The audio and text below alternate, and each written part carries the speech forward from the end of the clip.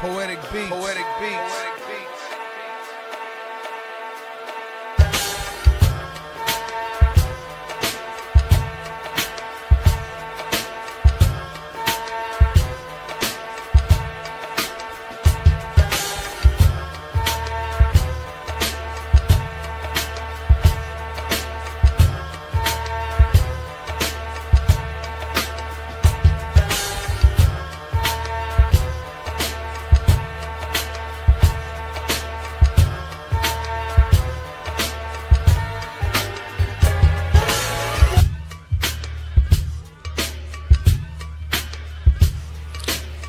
This is First GenXers.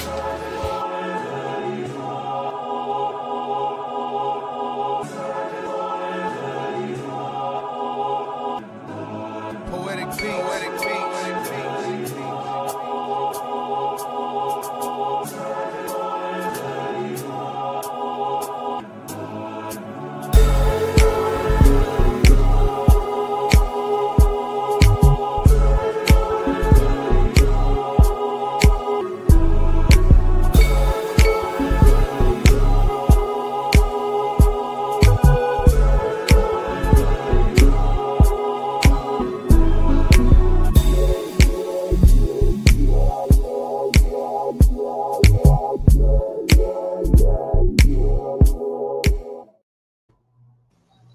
All right. Howdy. How's everybody doing today? I am Darkboard 100, and this here is Room Scry, and we are your hosts today for the Cheap Pop Podcast. So, I am one that, hey, what's up, DC? Miss TJ, thanks for the alert. Appreciate you. All right, so y'all know what we do around here. I shouldn't have to explain it to you, but we hit them with the pop culture quiz. Now, this one, Dave, I was going to say, I should expect between the both of you guys to get 100%. But both of us, between you and Saint, because it was the theme was 90s hip hop, but Saint ain't here. Yeah, he would be the one with. Yeah. Oh, so. yeah. I'm screwed if it's 90s hip hop. Well, let's see. You may not be. You may take some guesses here. All right. So, which 1990s hip hop album was the first to debut at #1 on the Billboard 200 and later win a Grammy for Album of the Year? Think about it for a minute. I'll let you mull over some ideas while we talk some hot topics. He's like, I'm not going to. Just have faith in yourself. You never know. All right. So, AEW star Maxwell Friedman and Andrew King Bach Bachelor have both been signed on to join good old David Harbour. To join David Harbour in Violent Night 2. Have you seen Violent Night 1? Because I have not. I have not. It's got great reviews on it. Yeah. But yeah, David Harbour as a slasher Santa. So hey, yeah, I can deal with that. Yeah, I'm pretty sure it'll have its moments. Yeah. And as I said before, I respect MJF. He did a pretty decent job in Happy Gilmore too. Yeah. And the thing that I like is that they're pooling from talent outside of just the WWE TKO. Right. Yeah. So just from a expansion of wrestling fandom, I think this is a good thing. For sure. Hey, what's up, T-Man Sanchez? Welcome to the show. We appreciate you tapping in. Hey. But yeah, no, I think that MJF is going to be one again of a line of wrestlers, because here's the thing about it. When it comes to wrestling and acting, dating back to Hulk Hogan in the 80s, half of a wrestler's persona is acting. Yep. Learning how to crank it up to 10, to take their personality and crank it up 10. That's all acting. So there seems to be and should be a good translation from being a top tier wrestler, or at least somebody that can cut a great promo. Yeah. And being an actor. And so I think he will do well. I wish him no ill will. I'm sorry. But what's up? We'll check it out when it comes out, and I'll catch up on the original Violent Night at some point. Yeah. All right. So the next half of the hot topics, as we open the show, is congratulations to the one and only Sean Astin from Lord of the Rings, Rudy, and as I remember him from Encino Man. Stranger Things. Yeah, Stranger Things. More recently, he is the R.I.P. Bob. Yeah. He is the SAG-AFTRA's president officially. Yep. So he is representing the Actors Union, replacing Fran Drescher, which I think was a brilliant move, electing her president, put her in negotiations, because things are going to move really quickly when you got Fran talking like this. Like, look, we'll give you whatever you want, just shut up. Well, I say this man has been around in acting long enough and comes from a family legacy of acting. Oh, yeah. That is well publicized and known by this point, of his mother being Patty Duke and his dad being John Astin that played the original Gomez in the Black and White Addams Family. Yep. And so, like you say, he's one of those people that, hey, let's get it. Go for it. So I just wanted to drop a dime and say a little congratulations to the man, the myth, the legend that is Sean Astin. Yes. And if you haven't seen Rudy, go see it. Mm-hmm. It's a good movie. Yeah. And also he was in Goonies too. Yeah, the original Goonies, right? Yep. Yeah. So, and according to the news from NBC, Michelle Hurd was elected Secretary Treasurer. So Michelle Hurd, getting into the nerd space on Star Trek, Picard. Yeah, she was in Picard. May also remember her about the first 4 or 5 episodes of that. That was pretty good. Yeah. She's also the Manhattan DA in season 2 of Daredevil. Okay. So, vaguely remember her. Yeah. But okay. Well, congratulations to her as well. Semi-corrupt DA. Yeah. Much props to her, and I hope that they continue to win in life, because I tell you what, as many actors and actresses as there are out there, it is kind of surprising to me that the same actors get work. I'm not calling any type of conspiracy, because all of the actors that consistently get work are really good actors. Yeah. But it's like, you kind of get where I'm coming from. Like, yeah. Like there's people that get consistent work, and we're not talking like the Tom Cruises, tens of millions, hundreds of millions of dollars in points per movie. These are representing the Al Leongs and that guys, and just all the working actors who are putting it all on out there. Joshua Jackson, consistently working. You know what I'm saying? Like, did a sitcom for a while, did a few movies, is still doing movies. Yeah. Like, it did another. It wasn't a sitcom, but sci-fi show. He was in Fringe.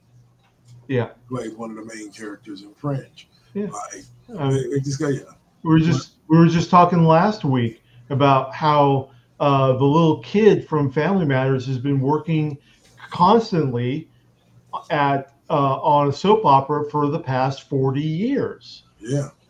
Like, So, that's insane to me. yeah. All right. So, And also, it's good to have the representation because there's so many other issues that are now cropping up with the digital age that we are in.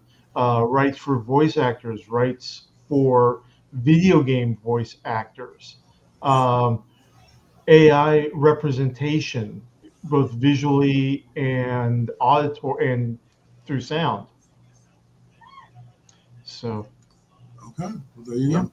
And it's be good to have people that understand Right. how all that works at the helm. All right, so let's finish off this segment with, as usual, the pop culture quiz. Take a wild guess if you want. I don't know the name, but of the album. I'm just going to guess it's going to be Run DMC's debut. That would have been the 70s. Oh, never mind. Sorry. Like I said, we're screwed here. It's okay. But the name of the album was The Miseducation of Lauryn Hill. Hill, okay. By Lauryn Okay, Hill. I've heard of it. Yeah. I've heard of Lauryn Hill. And before we dive out of this segment, as always, I'd like to remind y'all can find us on Facebook, the Cheap Pop Podcast 25, and check us out to keep up with everything going on with Cheap Pop Podcast. All right, so that will float us into our first segment of the show.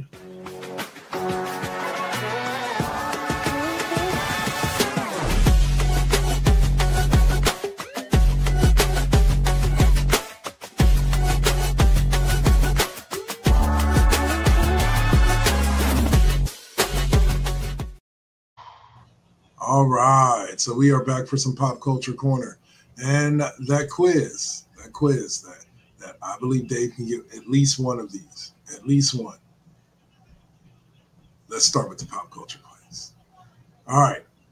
In 1991, which Seattle band released an album that knocked Michael Jackson's Dangerous off the #1 spot on the Billboard charts? I'll let you go ahead and think about that. I can almost guarantee you your first thought is your right thought. Yeah. Go with that. All right. So you'll have to fill us in on this one. You brought us this article throughout the week about Anthropic. Yeah. So Anthropic, for folks who do not know, is yet another AI large language mechanism like Grok, like ChatGPT. Okay. And Anthropic cranks out, whatever people want. And so Anthropic has been sued in a class action lawsuit and has agreed to pay $1.5 billion to settle a class action lawsuit by authors. So this is the company agreed to pay authors or publishers $3,000 for each of an estimated 500,000 books covered by the settlement. $3,000 per? Yes. Wow. Yeah. So if you have multiple books, you getting paid? Yep. This is the largest copyright recovery ever, according to one of the lawyers, and it's also the first of its kind in the AI era. And we know the issues where these fake AIs, they get trained on the work, whether it's art, whether it's writing, whatever it is. They get trained on just what's out there on the web. They gather it all around, and that's how they learn and educate themselves on how to do things, and how to produce things. And it's just,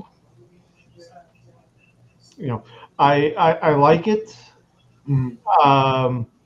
I think it doesn't quite go far enough because The problem isn't necessarily with the technology. The problem is with the people who control the technology. Correct. The Elon, the Elon Musks, the Jeff Bezos, et cetera, because they want content without having to pay creators. Right. They want to, well, and they're gonna. It's. Let me say it like this. It's not right. It's not right at all. But it is unfortunately one of the cheese holes, the Swiss cheese holes that needs to be figured out in the free market system when it comes to AI. Yeah. You know what I'm saying? Because at the end of the day, appropriately, the AI has to learn from somewhere. Yeah. You see what I'm saying? So it has to be able to ingest information from somewhere. And but I do believe that but I do agree in the fact that that should not be going to an artist Facebook page, right, and scanning all of their art that they've posted for their fans, etc., and then utilizing that to feed your bot. I agree with that being wrong, but we have to figure out how, and I think that's what they're doing now. We have to figure out how to compensate the artist for the AI being or its product, or limit where the AI is taking its training from. Like, you want trains to do art by having it scan pictures. There are tons of public display art that you can do virtual tours of the Louvre, the Guggenheim.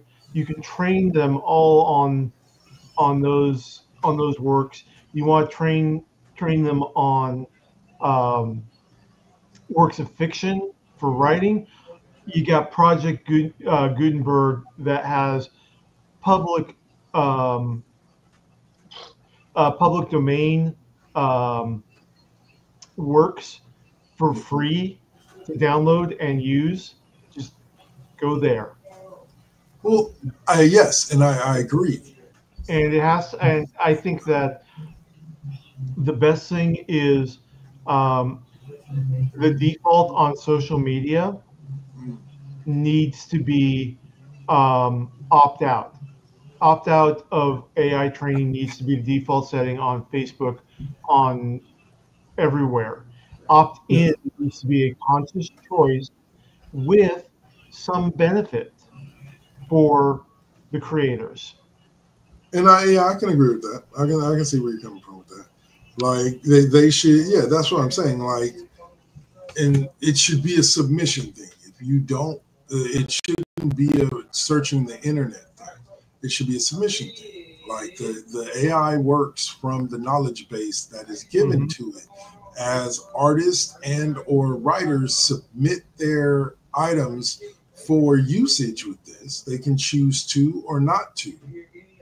And if they choose to, they're given a small fee, or you know what I'm saying, or some comparable fee, and then their book is used and fed into the Chat GPT or whatever the AI system is, and but only by submission does the artist work. Again, remove the internet from it. Like Chat GPT is on the internet, but it works from a database that is on a server that is controlled by the people who create ChatGPT, and people can submit to have their stuff submitted into ChatGPT. Okay, cool. Now we pay you $5,000. Okay, there you go. You submitted your works. It's going to go into the thing. Now ChatGPT can now use that as reference for whatever it needs. And if nothing is there to be found, if no information is there to be found, then no information is there to be found. Right, ChatGPT. You know, and I think that would be a way that would kind of and then anything that is public domain, as you said, would automatically be vetted. But as far as new and more recent artists, if they wish to submit, artists and writers, if they wish to submit their work, then they can.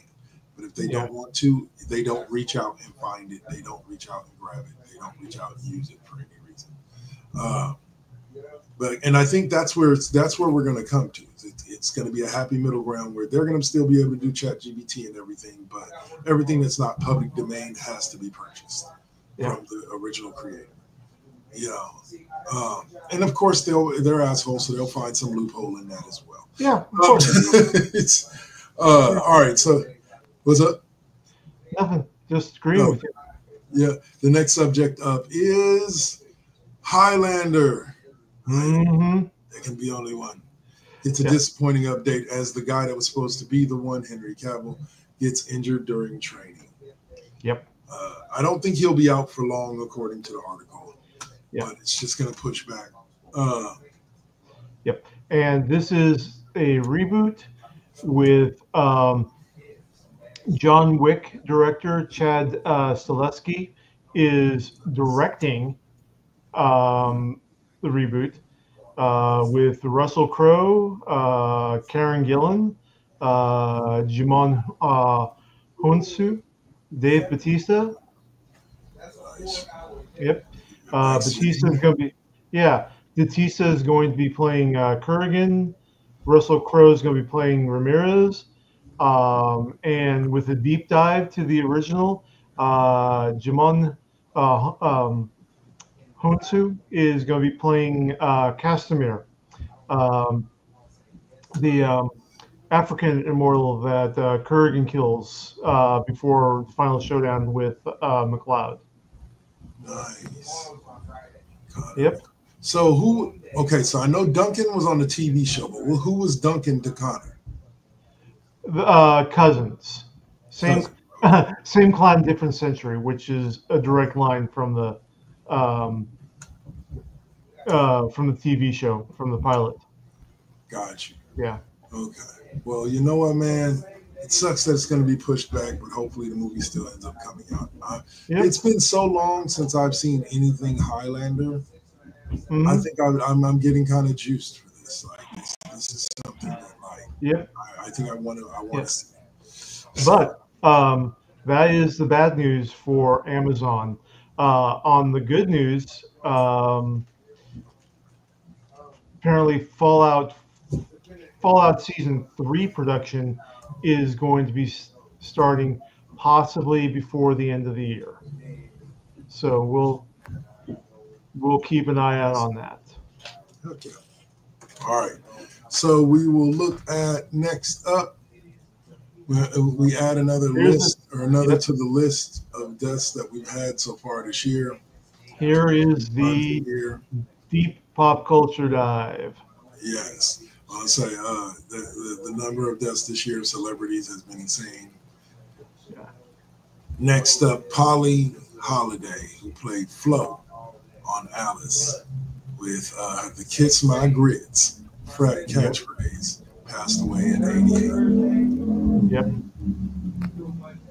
And she also got her own spinoff in 1980, which was midway through the run of Alice, which went from 76 to 85.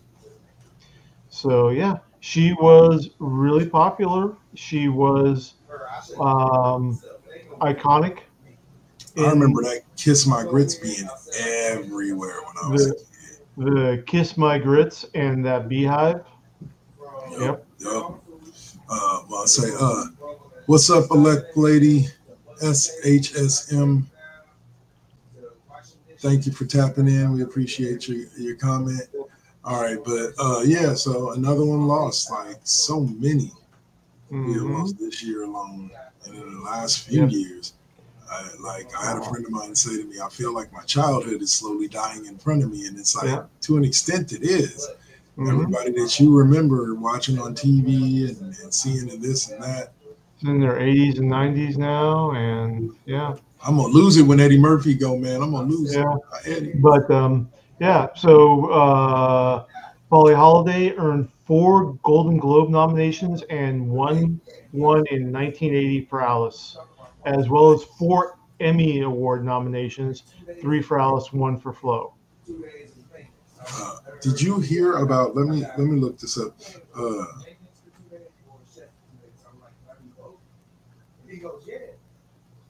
on. Wayans family.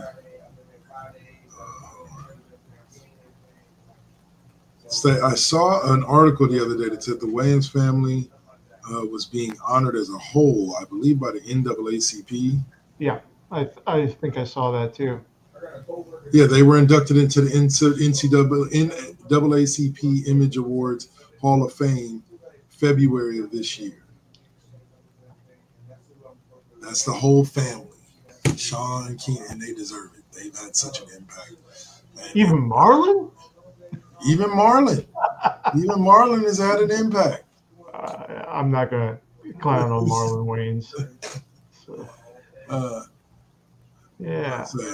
But all right, so next up in the final subject, I actually plan on seeing this movie because I actually saw all the rest of them thanks to my ex. She insisted upon watching them with me.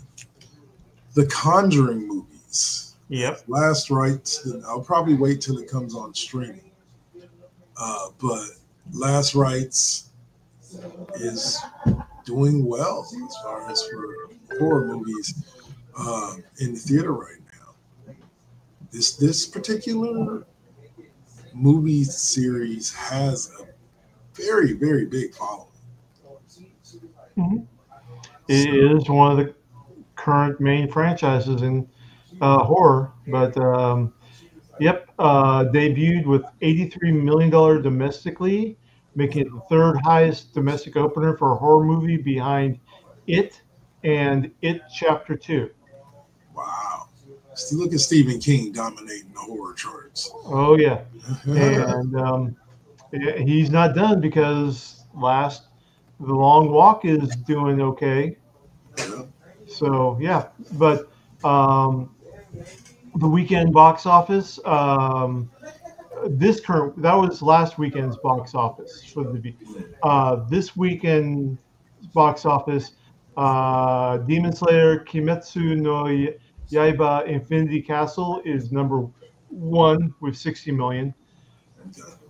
Conjuring went to number 2 with 27 million. So that's about a little under a 30% decrease, which is about average for a week 2 drop off.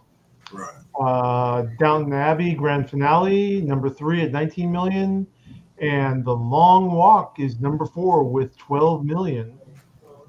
Let's see where they go with it. Yep, and Long Walk, I want to watch that just to see Mark Hamill get his evil on. Speaking of evil, yep. We mentioned right before air that you said you had watched the 4th and 5th episodes. Yeah. Or not 4th, 5th and 6th episodes. Yeah. The new season of Wednesday. Oh yeah. What were your thoughts? I've watched all 4. I'm liking it. It's it's all coming together, and the Freaky Friday episode was really great.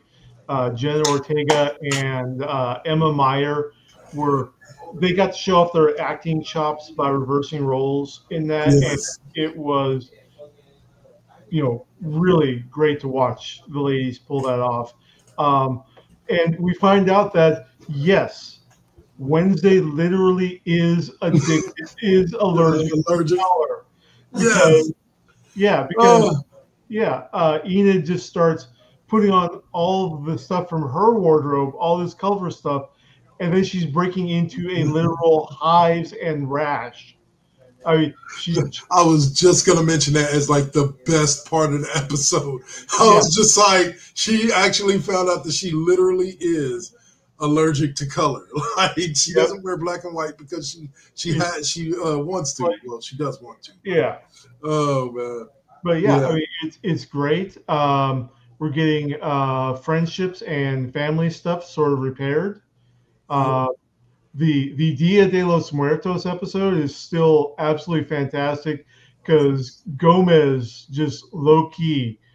Gomez and Pugsley, Dia de los Muertos, of course, everyone's favorite whitewashed historical family theme park, Pilgrim World, has to get in on Dia de los Muertos, Oh man, that or as they call it, Los Spooky Noches. was here was another great thing about those first couple of episodes. Is this is one of the things that I said within by the time I got to episode 6, before I watched the final 2, I did turn to my friend and I say, you know, it is amazing how they wrote part 1 and part 2 to have 2 completely different villains. So that way they can give you but everything was linked from the first part to the second part. But they give you 2 completely different villains in the same season. Yep. You know, and it was like, it was amazing the way that they wrote it. And it's just, And then one more thing. The body parts support group that Thing goes to, and it's just other disembodied animate body parts like Thing, and the support group's being led by Christopher Lloyd's Professor Orlok. Yes, The head in the jar. It's just, you know, if this is Christopher Lloyd's final acting project, he's going out on all cylinders. He is. Everybody has been absolutely fantastic in this. Wednesday season 2, all of it's available now on Netflix. Go watch it, and we're getting kind of close to the end with Alien Earth as well. Just gonna say, why don't you give us an update on Alien? Yeah. Wow. It just keeps getting better and better every episode. You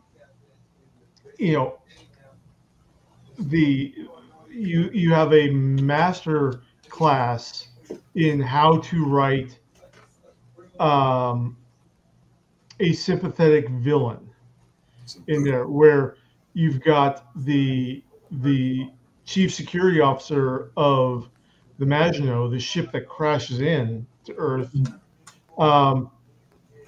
being this absolute cold-hearted bastard for like 5 episodes, and just willing to. He's manipulative. He's callous.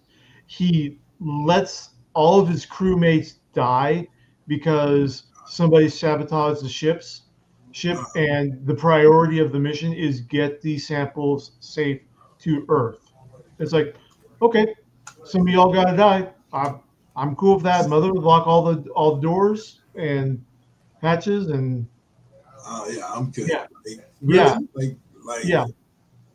And then they pull you out. They pull out an episode where you see this guy's backstory, and you start feeling. You start feeling for him. You start literally feeling sympathetic for him when you see some of the things that he's had to endure. His personal drama, not the ship drama, but that. I'm still loving the Lost Boys in there. It's really so good. Timothy Olyphant is just there's not much that I haven't enjoyed him. Yeah. And then the creatures, they keep getting more disturbing in there. Although I think the peak is still the eyeball creature. That eyeball creature that goes up to a body, plucks the eye out of the body, then makes its home in the socket and takes over the body. That's insane. Yo, what's up, Wood? Thanks for joining us again this week. Hey, Wood. Joining us over there on the Double KK Double Network YouTube. But yeah. And also Elect Lady SHSM on our Twitch channel. Tapping in. All right.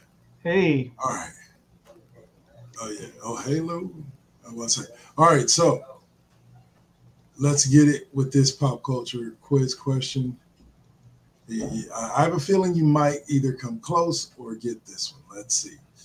In 1991, which Seattle band released an album that knocked Michael Jackson's Dangerous off the #1 spot in the Billboard charts? I'm going with Nevermind by Nirvana. And the man stumbled into a right answer. A little bit more in my wheelhouse this time. Yes. Well, say I actually, in general, did not know that until I read this question, that it knocked off Michael Jackson's Dangerous off the #1 spot. So congratulations, Kurt Cobain, wherever your soul is at rest. Mm-hmm. That's something that not many people can say, that they knocked Michael Jackson off the #1 spot. Yep. So, all right. So we are going to go on ahead and get to our commercial break, or should I say podcast block, whatever you want to call it. And we will see you guys after said break. We're going to be going for about 5 minutes, and then we'll be right back to talk some pro wrestling, the WWE Worlds Collide PLE, as well as maybe drop in on Monday Night Raw and SmackDown, which are pretty good this week as well. And yeah, that'll be it. Coming up after the break, SmackDown Alley and Video Game Talk. You're watching the Cheap Pop Podcast right here on First GenXers Broadcast Network and the WKK Double Network. Peace.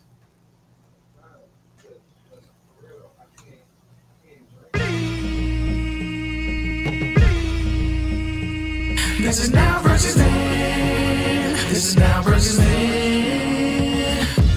Get on your mark, let's go. This is now versus then. Burning up your radio, still turning up the heat with Poetic on the flow. Got you moving to the beats with the Saint as your host. Shout out the collective, hold it down, we gon' clown, that's the lesson. Where Generation X meets Generation Next, with them bangers from the east to the south to the west. Yeah, this how we do it in Sacktown. Slide to the studio, yup, it goes down. Everybody fall through. These beats gon' pound, waking the game up, told you it goes down. And this is only the intro. Turn the mics on, shout out to my kinfo. Where you at, y'all? Let's get this started. Turn down for what? We about to start the party. Let's go, let's go, let's go, let's go. This is now versus then. This is now versus then.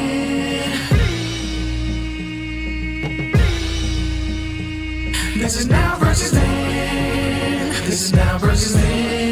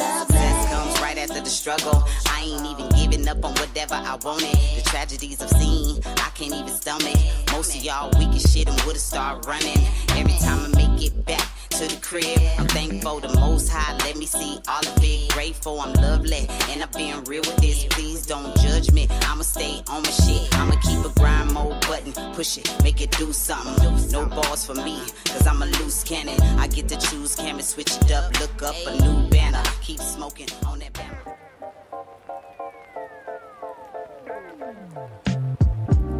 So we're gonna get to talking some NBA free agency. Dolphins trade Jalen Ramsey. Okay. Anyway, so we'll start out with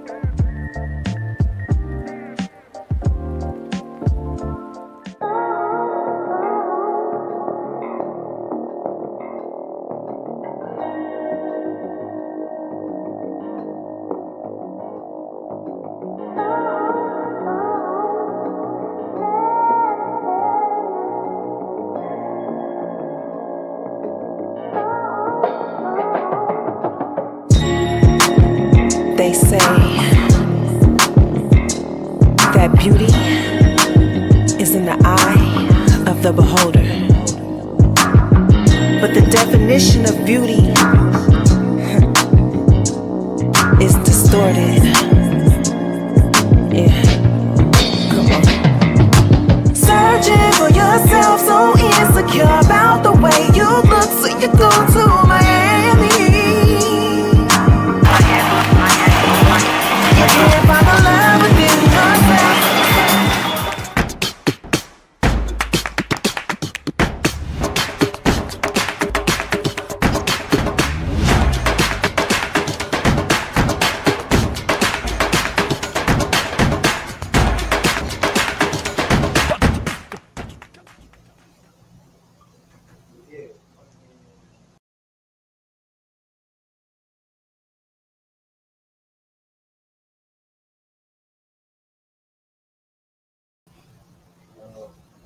All right. Oh, there we go. All right. So how are we doing? How are we doing? We are back from the break and that proverbial SmackDown alley and video game talk There we go. are coming up next. Let's see. So I'll take that and do that, and we will say we're going to jump right on in because I know you guys like it when we talk about big sweaty men.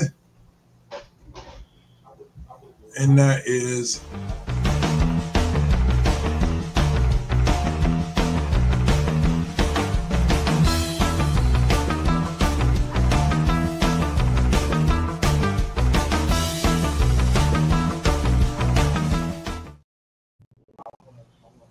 all right. So we're gonna go ahead and open up with a little something you sent me over the whatchamacallit here.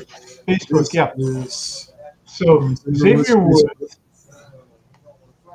Mr. Xavier Woods of The New Day, put this on his social media page Friday because he was not participating. He was not wrestling in Worlds Collide, Las yeah, Vegas. in the tag team championship match. And the story was that he was not wrestling because the Mexican Destroyer, he'd taken so many of them from Penta that he had developed a lymphoma tumor that had to be removed on Friday.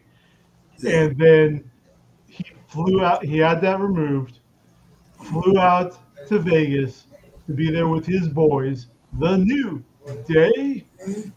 And that was the evidence that he posted. That was the surgical scar where they took it out. Yeah. And that final picture was I've changed my opinion to it's not a piece of orange chicken from Panda Express. That's a buffalo nugget right there. I don't know. I watched a lot of those pimple popping and like they removed the lymphoids and all that. Dr. Pimple Poppers are they? Yeah. And I've seen some that have looked like that. Mm-hmm. Like so that I agree that it looks like a chicken nugget, but that very well could have been pulled from the back of his head. I'm not saying it's a tumor, right? Because it's definitely not a tumor, but like, or at least it doesn't look like one. I always thought tumors to be black, but no, and it's a fatty tumor that they're talking about. Okay. But so then, yeah, that scar is pretty much like a decade or more old in there. Two, he's claiming that he went on a plane after that to fly to Vegas after having cranial surgery. So that's why I'm like, okay, this is into the work of the band, the Mexican Destroyer. I also think it could have been a surgery he had done a long, long time ago. Right. Yeah. And he's just using it now in storyline. Yeah. Exactly. All right. So that yes, Xavier Woods, that is a chicken nugget. Shame on you, man. You got to use more realistic stuff. You got better money than that. Anyway, well, I'll say. So let's get to that pop culture quiz question for the block, and then we will get to some WWE Worlds Collide. Let's see. Here's a tough one for you. What was the name of the British electronic group whose 1997 single Breathe became one of the best-selling singles of the decade? Think on it for a minute, and we'll get to that after we talk wrestling. All right, so on Friday night, after SmackDown took place, WWE put on an event that he was just talking about in Las Vegas, Las Vegas, Nevada, on the UNLV campus. You won your age back. It was the second Worlds Collide Yeah. that has happened since WWE took over control of AAA. Yeah. It had several matches that were great, like Lola Vice and Mr. Iguana taking on Finn Balor and Roxanne Perez. With Layeska and Dimonito. Oh yeah, Dimonito both there. Yes, and we are sad to report that apparently Dimonito suffered a tear during the match. So, and then we had other matches like what was up for one match of the night: Laredo Kid, Octagon Jr., La Parca, and Masquita Sagrada defeated Joaquin Wild, Cruz del Toro, Lince Dorado, who I haven't seen in forever, and Minio Bismo Negro in an 8-man tag team showcase. So it was 3 regulars and a mini each side, with Mosquito Segueda being the one mini, and then Mini Abisma Negra being the other. And they put on a really good show. Mascarita, he was getting what each time he was in the ring against one of the full sizes, he was getting like 2 or 3 complete around the worlds on opponents before going into the Hurricane. And amazingly, Mascarita, he is not over 3 feet tall. Would you agree on that, Kev? Yes, I would. Yeah, and this guy took Joaquin Wild, who's not a small man. Yeah. Okay, and did a vertical suplex on Joaquin Wild, holding Joaquin Wild upside down, plank back, straight up for what, good 2-3 seconds of hang time on there before finishing with the slam. I mean, that was impressive. That was really impressive. But those little guys, especially the ones that utilize the lucha style, and have been wrestling in Mexico for years, those guys are amazing. Yeah, because Conan on the commentary really got into that. In that, in America, the minis are just a comedy act. Right. In Mexico, they're both comedy and they're serious. Nice. Shout out to Queen Sugar 11111. Thank you for tapping in and coming in. We appreciate the comment. There you go. And so, okay, back to Worlds Collide. Yeah. Again, those guys have been wrestling and they know what they're doing. They're kind of like Hornswoggle. By the time he was like 5 years in the WWE, and he was a vet, and he knew what he was doing out there, and kind of became more than just a comedy act, which is what he started out as. El Hijo de Dr. Wagner Jr. Retained his AAA Latin American Championship. Yeah. And he beat Ethan Page, Dragon Lee, and JD McDonough. And again, what was a match that easily could go down for match of the year without a second. I'm sorry, is it just me, or is JD McDonough's head literally too big for his body? I mean, we're not talking MODOK. Yeah. He just doesn't have the width in the shoulders to make everything proportional, shall we say.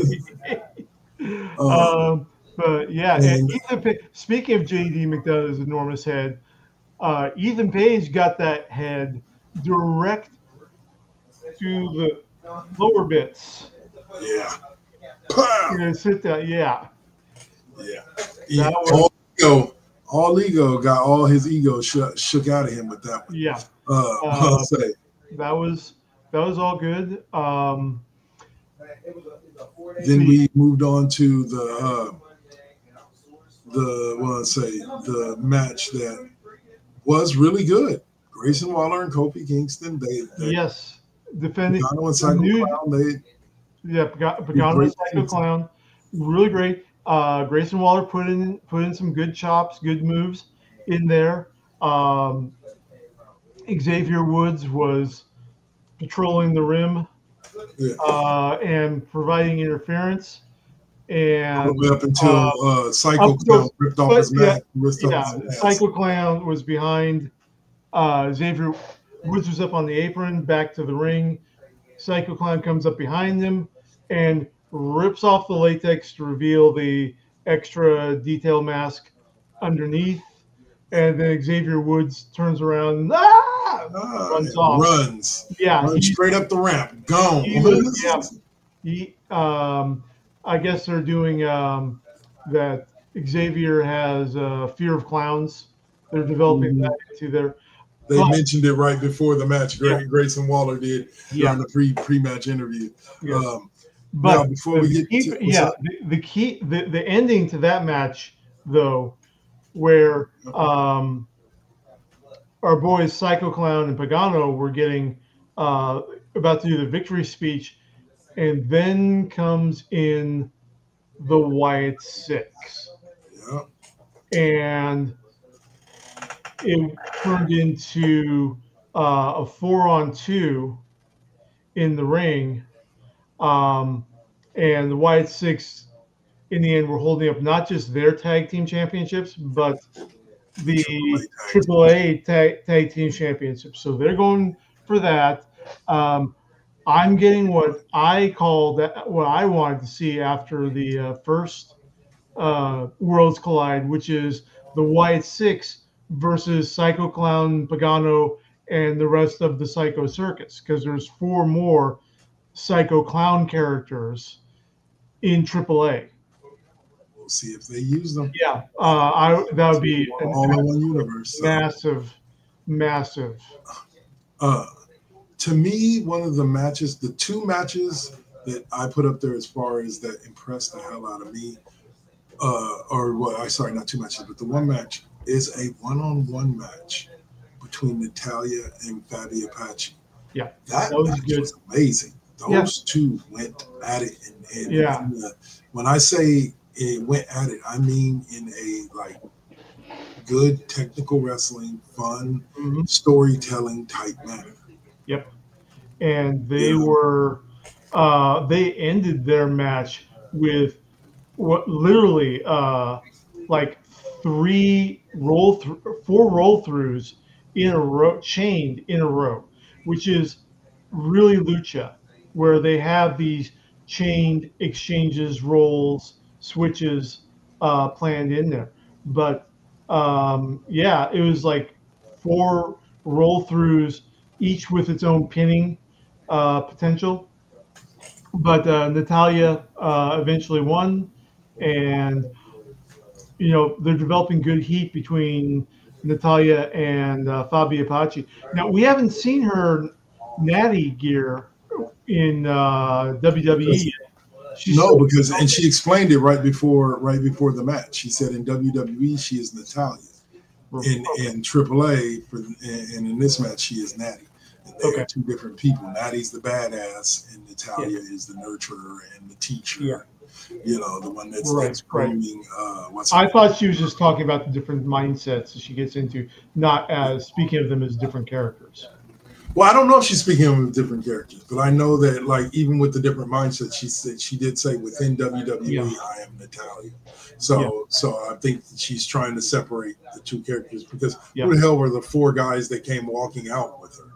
Yeah, I've never seen them before in WWE. Yeah, at all. Yeah. Well, I mean, with the her T-shirt with Natty spelled out in the Italian flag colors. Yeah. I'm like, they're really leaning into her kind of being the mob princess character. And that's the thing. But that's the thing with Lucha.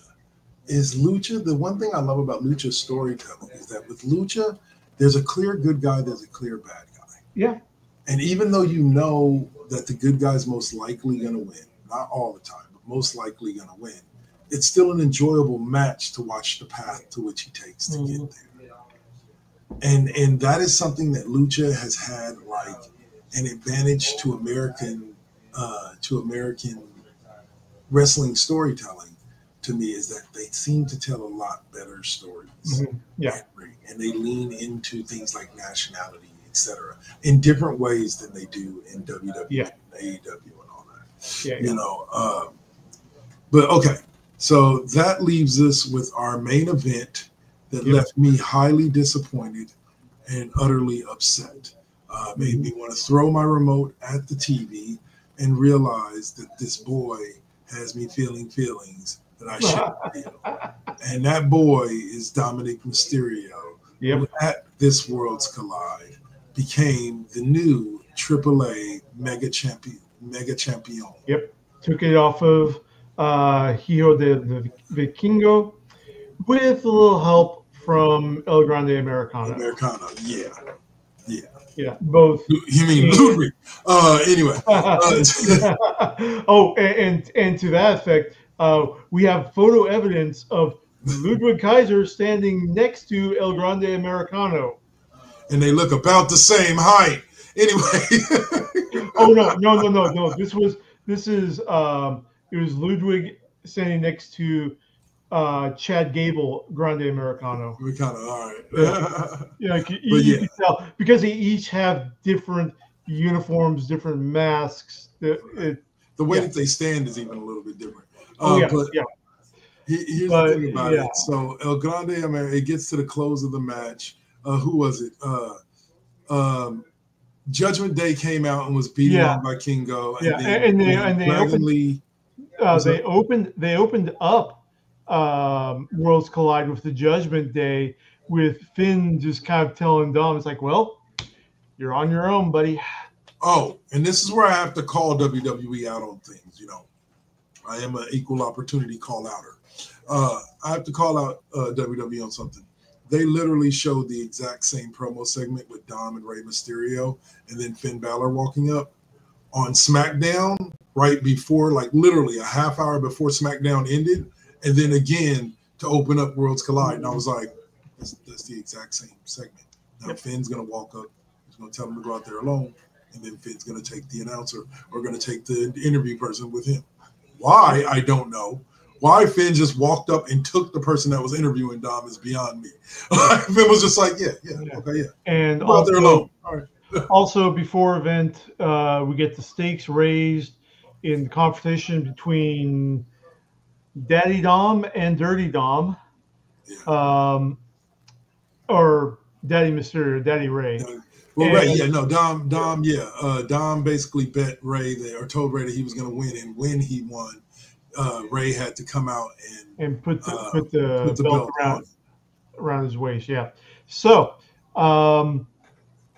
anyway, so two belt Dom is not it.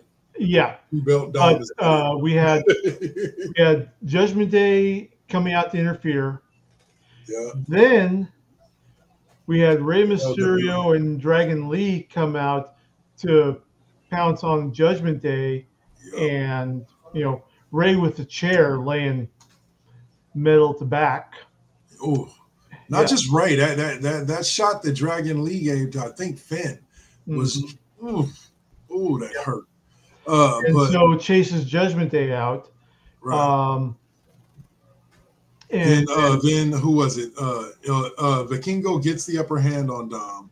I believe he even hits the finisher. Yeah, he hits the finisher, hits the pin, and then El Grande Americano wearing Joker wear. Literally, it was purple with a green interior. Or heavy maroon with a green interior. Pulls the ref to disrupt the count. And then, actually hits the ref with a falling elbow too. Yeah, falling elbow. So there's no ref. No ref. No ref. Drops the metal insert into the ring for Dom to put it into his mask. This is while Vikingo is trying to unmask El Grande Americano. Americano, yeah. Yeah, he takes it while he's trying to save himself. He takes it out of his pocket and slides it back while the ref is caught up with them. Right. And then of course academic after that. Yeah, it is. And Vikingo had the pin. He had the 20 dominant 20 count, but they had to have the new ref come in. Yeah, the new ref ran, as JBL said, the new ref ran a 40 in an hour. Which, by the way, thank you WWE for letting JBL be the one. Anybody who knows JBL's history with Rey Mysterio and the feud that they had understands the irony of JBL working a lucha event. Like it's just so hilarious, and the man is still one of the best color commentators to ever exist. I love him. He's involved in the development with AAA now, isn't he? Yeah, I believe he is. So and so I mean he is doing a great job of getting the AAA wrestlers hyped to hell every chance he gets in there. Leave that man. Save that gem for every Worlds Collide. Don't bring him back to the main SmackDown, or don't bring him back to the main WWE roster as a commentator. Just let him do it sparingly every Worlds Collide. Because again, I'm going to cue people. Listen up real quick. I'm going to cue you into why JBL being on Worlds Collide is hilarious to me in the sense of irony. JBL cut a promo during his feud with Rey Mysterio, where he really went down to Texas's border, right? And he did this spot where he had a bunch of Mexican people lined up along the riverbank, and he was like, "Go back to Mexico." He's like kicking him into the river, like, "Go back to Mexico, get out of here, you don't belong here." And now to see him very proudly waving the banner for AAA and all that, it's just, there's an irony to it that I love in a good way, not in a bad way, in a great way. JBL is awesome.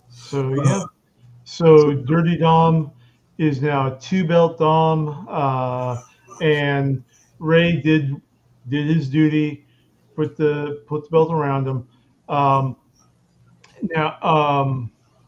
something else. The last thing that happened at Worlds Collide was the official announcement that WrestleMania 43 will be in Riyadh, Saudi Arabia. Yep. And the crowd was not having it. Boos throughout the stadium. Chance of "you sold out" during the video package. Here's the thing. I understand from a moral standpoint what they're saying and their feelings, but I've never understood when people complain about a company in a free market and a capitalistic society doing what a company's supposed to do. And that's not an excuse for it. It's just and then there's a part of me that thinks this, and this may be controversial for me to say. Mm-hmm. Okay, so the people over there live under a fucked up regime. So does that mean that they don't get to enjoy wrestling?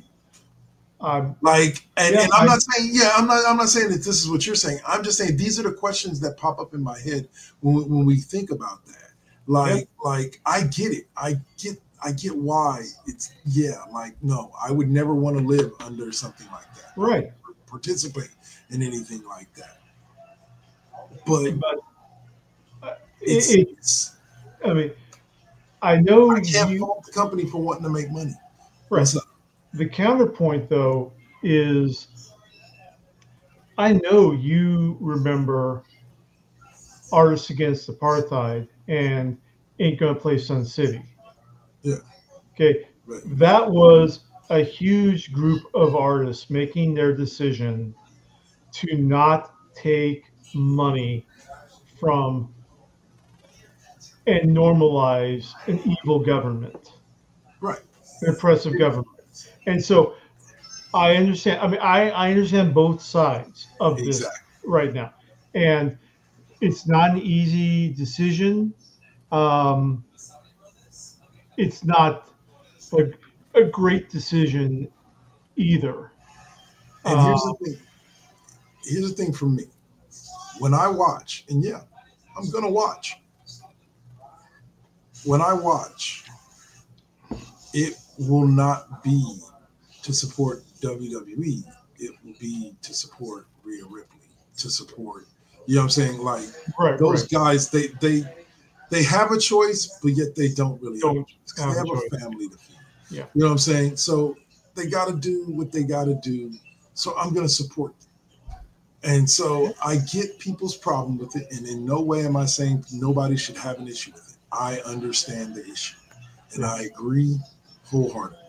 Yeah. But I also cannot fault a company in a capitalistic and free market for taking money from wherever they can get it from. Right. And that is a rich market when it comes to professional wrestling that does not get tapped for the very reasons why people have an issue with WWE going over there. But that does not get tapped. And I think, unfortunately, it's unfair for the fans because it's not their fault that they live under that regime. Right. It's not their fault that it's not these kids' fault that they were born in Saudi Arabia. Yep. You know, I believe that they should be able to enjoy wrestling the same way American kids can enjoy wrestling, the same Japanese kids can enjoy wrestling, European kids can enjoy wrestling. You know, but that's just, I look at it like I said, I understand both sides because but it's a hard road to walk when making a decision one way or another. It just is. No. So let's know what you think about our new segment, Deep Socio-Political Thoughts with Kev and Dave. Anyway, so all right, so that was Worlds Collide. I did want to touch on one thing from SmackDown, which was the return of Cody Rhodes after a grueling match between Drew McIntyre and Randy Orton. Drew McIntyre was going to basically do the same thing to Randy Orton that he did to Cody Rhodes, trying to put him out, putting his head through the bottom of the SmackDown announcer's desk. And here's what's funny. And this is what I mean, people, when I say, when you've watched wrestling long enough, you can pretty much call damn near anything.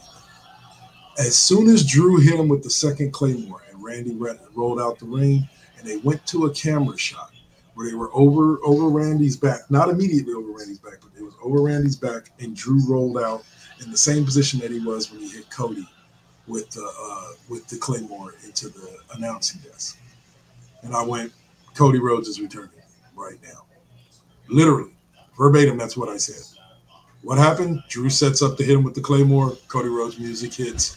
Cody Rhodes comes out, fights off Drew from Claymoring Randy through the table, and then announces that at WrestlePalooza next week, it's going to be Cody Rhodes and Drew McIntyre for the WWE Championship.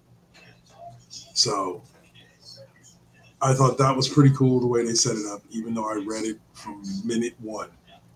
It was still a cool setup, and I can't wait to see that match.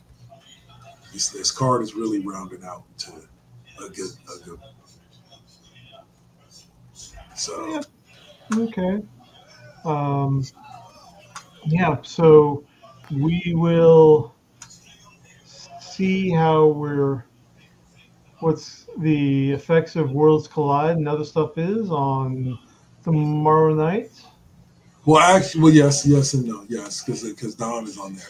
This week's Raw saw AJ Styles defeat El Grande Americano. Yeah. With the help of Dragon Lee. Raquel Rodriguez defeat Lyra Valkyria with a Tejana Bomb. Rusev dropped Penta, which was a really, really good match. Yeah. And Asuka dropped Nikki Bella with an Asuka lock. And then finally, Bronson Reed ends up hitting the Jagged Edge to beat LA Knight in the main event. AJ Lee came back and cut a speech with Punk. Yep. And got the tag team match at WrestlePalooza.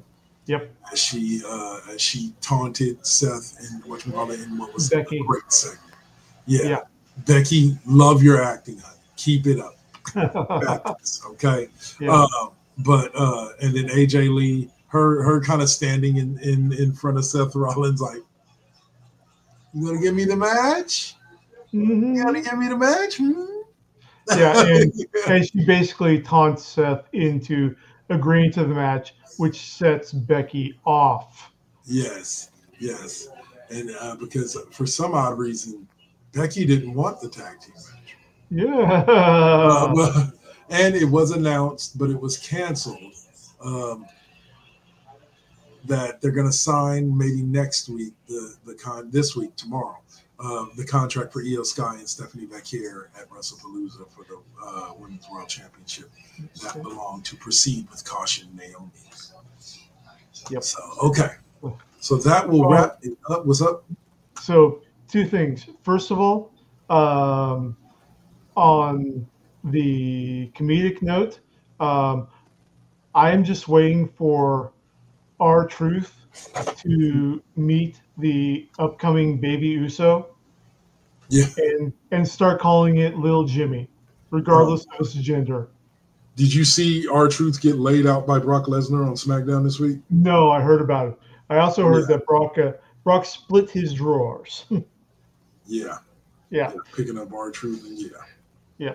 Like, but yeah, that was fun. And then on a more serious note, we're sending our best wishes to Jerry the King Lawler, who suffered the one and only who suffered a stroke the other day, although reports are saying that he is recovered and he is resting in his home in Florida.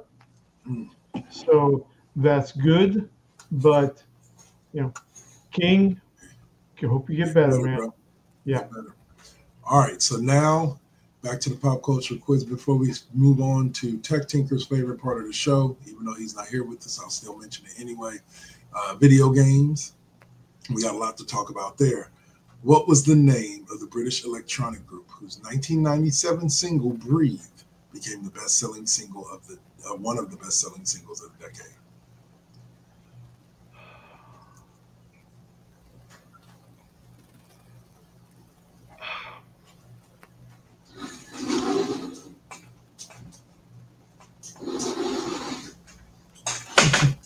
I am going to go with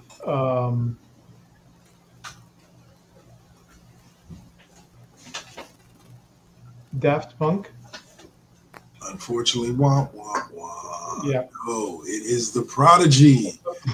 The Prodigy. Yeah. Breathe the Russia. Yes. And they won't touch ya.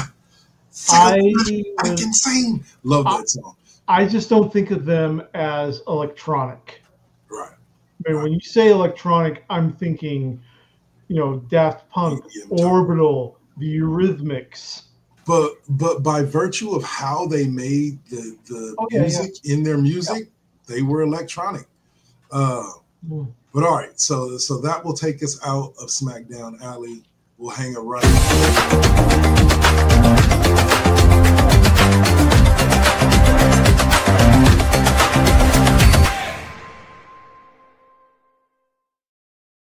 Video game lane. What's up? All right. So the final pop culture quiz question. Dave is 1 and 2 at this point. Is he going to finish at 500? This one may or may not be an easy one. We shall see. Before going solo, which 90s pop star was a backup dancer for New Kids on the Block and Janet Jackson? I will give you one clue, and it'll unfortunately be too good of a clue. But think Ben Affleck, and we'll go from there. Anyway, All right. So first story up is from you, sir. So I'll give you a little time to explain it to us. But Paradox refunds PlayStation Store pre-orders of Bloodlines 2 in preparation for adjustments to its reviled $30 DLC to be revealed later this month. Yeah. All right. So, Bloodlines 2, or Vampire the Masquerade Bloodlines 2, has been long gestating and got in on crowdsourcing and pre-orders. Okay. And then, as we reported last week, they started taking all the unique Vampire the Masquerade content out of the base game. The clans, the setups, and even some of the weapons. So that was after they got the Kickstarter and the pre-orders all in. But then they were going to add content back in, but it's going to be locked behind a $30 DLC. And so it's never the answer. Yeah. And so the fan base has been screaming about this. Yeah. And so Paradox has announced anyone who pre-ordered the premium edition through the PlayStation Store will be contacted and refunded starting Monday, September 8th. So that's, yeah. You'll be able to pre-order your premium edition copy again later before the release on October 21st. And this also applies to Steam pre-orders as well. Okay. They're trying to get right. They're trying to get right before they got to get right. Yeah. Yeah. So there are a lot of screams about all that.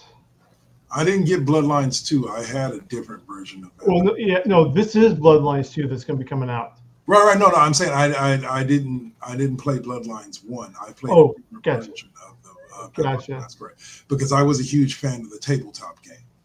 Right. It was back when it was out. Yeah. Well, say, all right. So next up, we got the embarrassing failure of the U.S. patent system. As video game IP lawyer says, Nintendo's latest patents on Pokemon mechanics should not have happened. Full stop. What's the story there, Dave? Okay. So today, in usually boring news about copyright patents, Nintendo successfully was granted a patent by the U.S. Office of Copyright and Patent Office. Yeah. This patent was for games with mechanics where you summon a sub-character to fight for you. Okay. Now, normally, that's so vague to be it doesn't help. It hurts. Right. Normally, it opens up creative interpretations. Like, for example, Superman is one interpretation. But you can also, actually, a better example would be like the 20 different characters who have existed named Captain Marvel. Yeah. Okay. Okay. All of them are legally distinct in some way. They all just use common names in there. Right. But so this is basically this patent that was granted to Nintendo is for games with mechanics where you summon a sub character to fight for you. So like something like Street Fighter or like Final Fantasy. Yeah. And Yeah, anything that comes with So summing they up can't sub-characters. patent a general mechanic like that, can they? But they did. Okay, so that's why he says this should have never happened. Gotcha. Yes, exactly, and that is coming from a industry Nintendo's lawyer.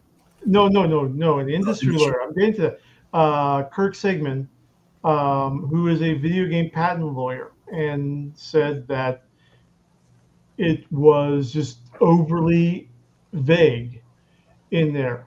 Now, he's not the only one saying it. Even Pokemon's former chief legal officer thinks that the new patent is unenforceable. Okay. And he just said, I wish Nintendo and Pokemon good luck. All right. And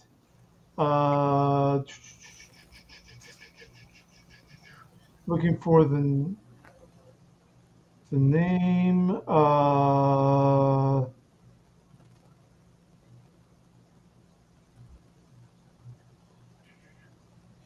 Don McGowan, Chief Legal Officer at the Pokemon Company, former Chief Legal Officer, told Eurogamer. So, Okay. yeah, this is definitely going to come up. Again, we'll keep an eye on it. Yep. And see what they do with it. Next up, we have a fun little story about a game that everybody's waiting to play, and that is the new remake of Knights of the Old Republic. And Yep. we have some concept art leaked. Yep. There, looking good. Yeah. Get a close look there. It's still on development hell hold as it's switched companies. It's now over at Aspire. But yeah, when you look at the photos in there, you might have noticed that one of the things they focused on was in Kashyyyk, the mist, and the details of the jungle undergrowth, things like that. Looks But good. yeah, it's still, and this is going to be a full remake for modern systems, for your PS5, Switch 2, Xbox One. Even though old KOTOR, I run it just fine on my Xbox One. Yeah. But yeah, Okay. Well, that is going to that's be helpful. yeah. So we're still waiting for it. In the meantime, like I said, if you want to get on a current system, Xbox One has the original, and Nintendo eShop also has the original, but a remastered version from Aspire that's not about graphics, but just programming and making it sure it work on the Switch. And it includes an easy access cheat menu. Yep. So you can start off with all that high end gear from that spaceship download or space station download. All right. So this next story as well, twist from Dave. But after Indiana Jones, it sounds like Machine Games is ready to make another Wolfenstein game. So I didn't get to play their previous one. So how were they? Okay. I've been playing Castle Wolfenstein since it was back out in the Apple IIe and IBM PC days. Yeah. Top-down wander, and I have loved the series. Who doesn't like shooting Nazis? I mean, Sure. come on, let's be honest. Yeah. The id Software. I haven't played, but I've followed the more recent 3D shooter Wolfenstein games like New Colossus and other stuff like that. And they're on my list mainly because they're pissing off all the right people. All the right people. All right, there you go. That's right. So, but after they finish put the finishing touches on the Indiana Jones and the Golden Circle DLC, the new campaign in there. I think it's Circle of Giants. Okay. They are going to go in and make another Wolfenstein game. Okay. Yep. Can't wait to see it. Get more on it when we can. All right, and so our second to last story of the day. That was, we already talked about the Pokemon's chief legal officer saying that was good. I just bumped it up because it was tied in. Yeah, I know. Sorry. There you go. No problem. So the last subject we're talking about here is Nintendo's Direct Summer 2025. Well, what's new with Nintendo? Oh boy. Okay, so let's starting from the top, and this is coming from The Verge in there. So we got Fire Emblem's Fortune's Weave coming to the Switch 2 next year. Pokemon Legends Z to A's first DLC will take you to the Mega Dimension. Okay. Yeah, I mean there's so many alternate dimensions and zones in Pokemon games, so not that surprising. So, but that's kind of cool. We'll see how that ends up. Donkey Kong Bonanza. Yes.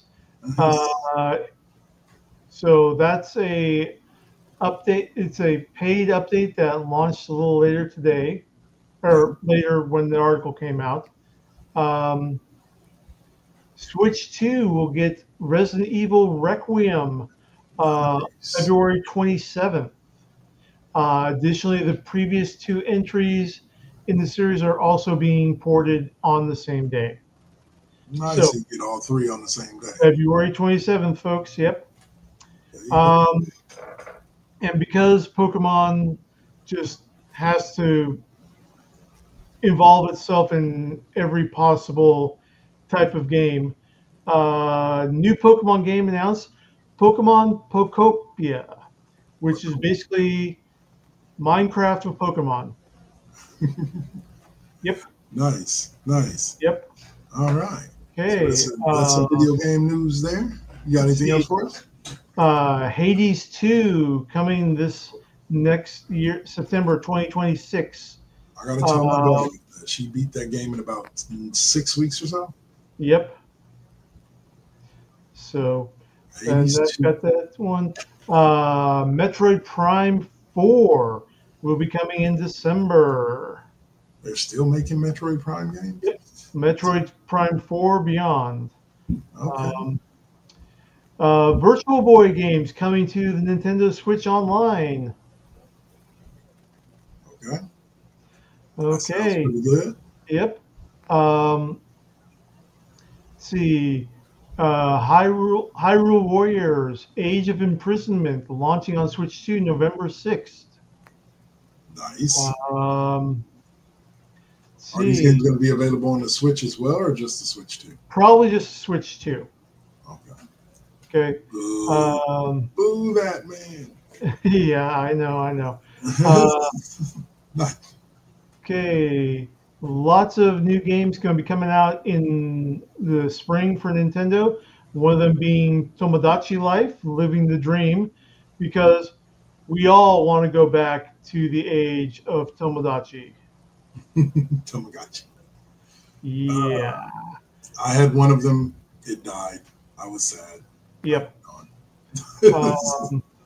Okay, first entry in the Final Fantasy VII Remake trilogy is coming to Nintendo platforms with launch on the Switch 2 on January 22nd. So they're going to bring the first chapter of the remake. That's pretty cool. Yep. That's pretty cool.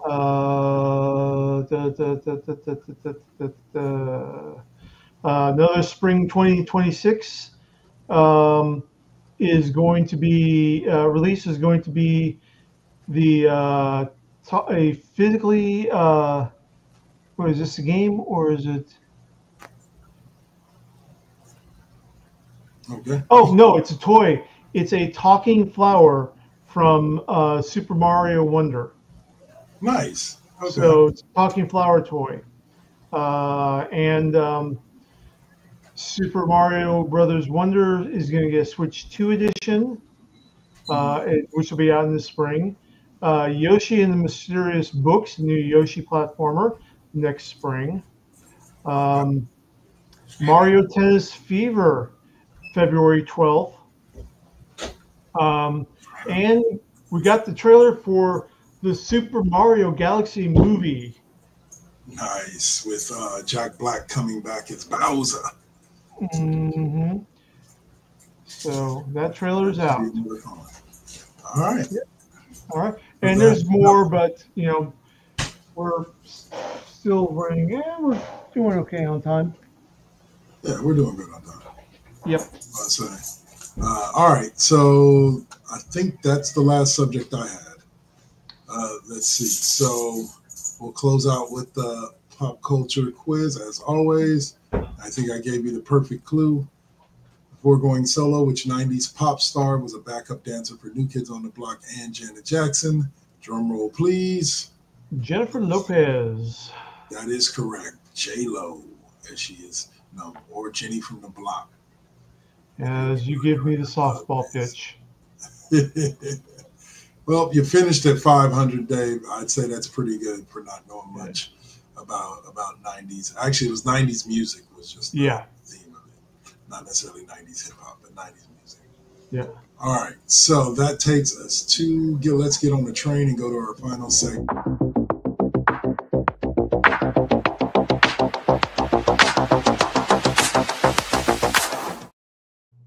Where can we find you next? Room Squire, why don't you kick us off and let us know where we can find you next? I will be back on night shift tonight, midnight till whenever I start falling asleep Pacific time. And it's going to be switching back over to Horizon Zero Dawn as we continue wandering around the frozen tundras of North America in a leather Princess Leia outfit. Nice. All right, so I will not be back tonight at 6 for the classroom. O'Malley is sick, so we're going to be canceling tonight's episode, and Swab is out of town. So we will be back next week with the classroom. So be on the lookout for that, 6 p.m. Pacific, 9 p.m. Eastern. And this week, I know I said last week, but this week I should be able to get back to my streaming for those of you on YouTube and on Twitch with College Football 25 on Tuesday, and then going throughout the week, NBA 2K, WWE, and then hopefully finishing up Final Fantasy 8. But we'll see. I'm on the last battle and keep dying before I can finish it off. So other than that, I hope you guys have enjoyed today's edition of the Cheap Pop Podcast. We were down a man, but he should be back next week with some fun news. And we appreciate everybody that tapped in. Let's see. Queen Sugar 1111 Wood over on the YouTube page. Thank you for tapping in. Elect Lady SHSM, and then T-Man Sanchez and DC MSTJ. Thank you for the lurk. We appreciate you all. We're going to go ahead and tap out. So have a great night, and we'll see y'all on the flip end. Peace.